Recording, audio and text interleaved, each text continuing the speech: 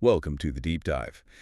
Today we're digging into something pretty significant, the economic heart of Saudi Arabia's transformation. Yeah, we're using excerpts from a recent Forbes Middle East piece. It really focuses on the kingdom's most influential business dynasties, looking at 2025. Right, and the article points to 13 major family empires. Exactly. And, they represent so much more than just wealth. Our mission here is to sort of unpack what these families really signify today. We're talking Yeah. resilience, how they're diversifying, and honestly, their absolutely critical role in Saudi Arabia's big plan, Vision 2030. So let's unpack that historical side first. The source is clear. These aren't new players on the scene. Not at all. Families like Jameel, Muhaidib, Zamil, Olayan, Hmm. they weren't just there. They were like foundational, right? Absolutely foundational. They helped build the backbone of the modern Saudi supply chain. Think automotive, infrastructure, real estate. Industry, food distribution. Exactly. Across all those key sectors, they literally laid the groundwork for so much of the modern economy. Okay, so that's the history. But the story now, as the article shows, is how their role is shifting, isn't it? Massively. It's really interesting. They're not just maintaining those old roles. Right. They're now key partners in this huge public-private transformation happening under Vision 2030. And Vision 2030, just to remind everyone, that's the big national strategy to move Saudi Arabia's economy beyond oil towards new industries. Precisely. And these families are right at the center of making that happen on the ground. So how are they actually doing that? Does the Forbes article give specific examples of this, diversification? Oh, plenty. Take Jameel, for instance. Historically, everyone knows them for cars, Toyota, Lexus. Sure. But the article highlights they're making really significant strategic pushes into totally new areas. Clean energy, education. Wow, okay. That is a big leap from just selling cars. It really is. It's not just tweaking things. It's a fundamental pivot.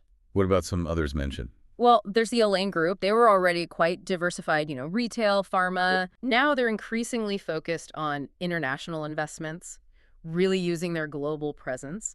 And Al Rajhi, mostly known for banking, right? Yeah, huge bank. They're expanding quite deeply into agriculture, logistics, and putting a real emphasis on sustainability, too. And I thought the Al Nadi example was fascinating. We know them as a big pharmacy chain, Right.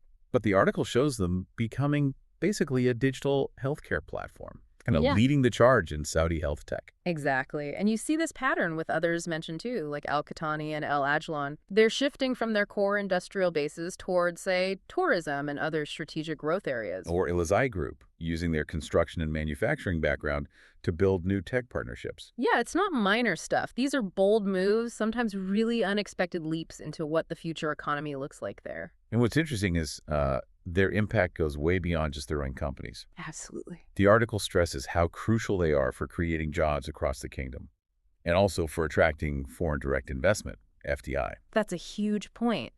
When these major local players signal where they're putting their money, it sends a really powerful message to international investors.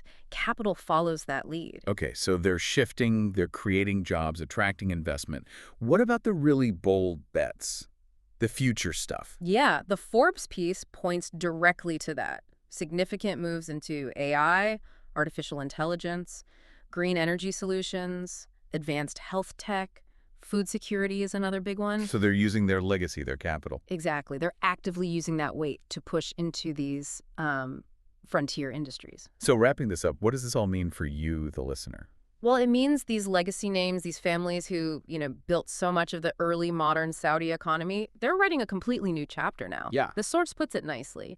It's where generational business meets global ambition, and understanding who these powerful players are and critically where they're pointing their resources now. It's absolutely key to grasping the future direction of Saudi Arabia's economy and, frankly, its growing role on the world stage. They're central to the whole Vision 2030 story. So here's something to think about.